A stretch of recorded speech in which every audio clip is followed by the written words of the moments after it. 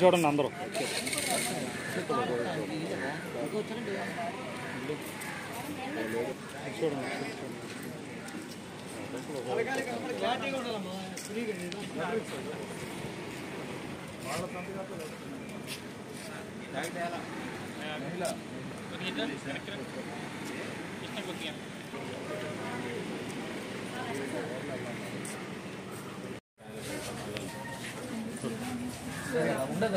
నమస్కారం సార్, నా పేరు మయూరి అండి.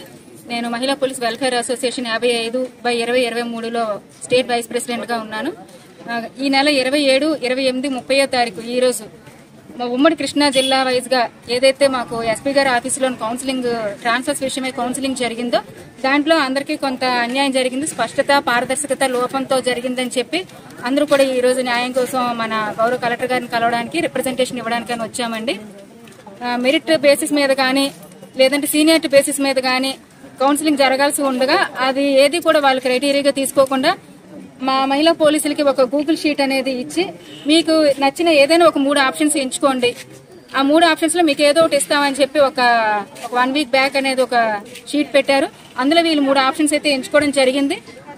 కొంతమందికి ఆ 3 ఆప్షన్స్ లో కూడా ప్లేసెస్ రాలేదు. రానప్పుడు వాళ్ళని పక్కన పెట్టి మిగతా ఉన్న మహిళా పోలీసులు చేయడం జరిగింది, కౌన్సిలింగ్ చేయడం జరిగింది. అలాగే స్పౌస్ కోటాలో కూడా రూల్స్ కి విరుద్ధంగా కూడా స్పౌస్ కోటా కూడా చాలా మందికి కేటాయించడం జరిగింది. దాన్ని కూడా ఒకసారి పరిగణలోకి తీసుకుని మళ్ళీ ఒకసారి అందులో ఉన్న తప్పులన్నింటినీ కూడా సవరించి మాకు మళ్ళీ రీకౌన్సిలింగ్ ఇప్పుడు ఏదైతే జరిగిందో ఇబ్బంది అంతా కూడా దీని అంతటినీ సవరించి ఒకసారి రీకౌన్సిలింగ్ మళ్ళీ మాకు కృష్ణా జిల్లాకు సంబంధించి మహిళా పోలీసులకి రీకౌన్సిలింగ్ జరిపించాలని ఇక్కడ కృష్ణా జిల్లాలో మన గౌరవ డిస్ట్రిక్ట్ మెజిస్ట్రేట్ వారికి ఈ రోజు రిప్రజెంటేషన్ ఇవ్వడానికి మేము వచ్చాం. అలాగే ఎన్టీఆర్ జిల్లాలో అక్కడ కలెక్టర్ గారికి ఇవ్వడానికి మా టీం వాళ్ళు అక్కడ మహిళా పోలీసులు అందరూ కూడా అక్కడికి వెళ్లారు. మాకైతే ఒకసారి మా మహిళా పోలీసులు కృష్ణా జిల్లాకు సంబంధించి అందరికీ రీకౌన్సిలింగ్ అనేది మళ్లీ పెట్టి పారదర్శకంగా స్పష్టంగా చాలా వరకు ప్లేసెస్ అనేది డిస్ప్లే చేయలేదు, చాలా ప్లేసెస్ అనేది హైడ్ లో ఉండిపోయాయి.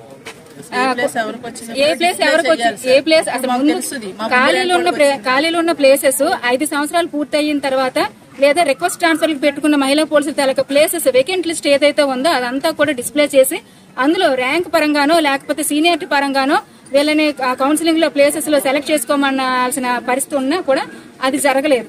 ఆ స్పష్టత అనేది లేదు, పారదర్శకంగా లేదు. కొంతమంది మహిళా పోలీసులు రిక్వెస్ట్ ట్రాన్స్ఫర్ కి అప్లై చేసుకోకపోయినా అంటే 5 years కంప్లీట్ అవ్వకుండా రిక్వెస్ట్ ట్రాన్స్ఫర్ కి అప్లై చేసుకోకపోయినా వాళ్ళ పేర్లు కూడా అక్కడ కనిపించడం, కొంతమంది 5 years అయ్యి అప్లై చేసుకున్నా కూడా ట్రాన్స్ఫర్ కి వాళ్ళ పేర్లు అక్కడ కనిపించకపోవడం, ఇలాంటి చాలా ఇబ్బందులు ఉన్నాయి. ఇలాంటివన్నీ కూడా స్పష్టత లేకుండా జరిగింది, పారదర్శకంగా జరగలేదని చెప్పి అందరూ కూడా ఇబ్బంది పడుతున్నారు. దాని గురించి సార్కి రిప్రజెంటేషన్ ఇవ్వడానికి వచ్చాము.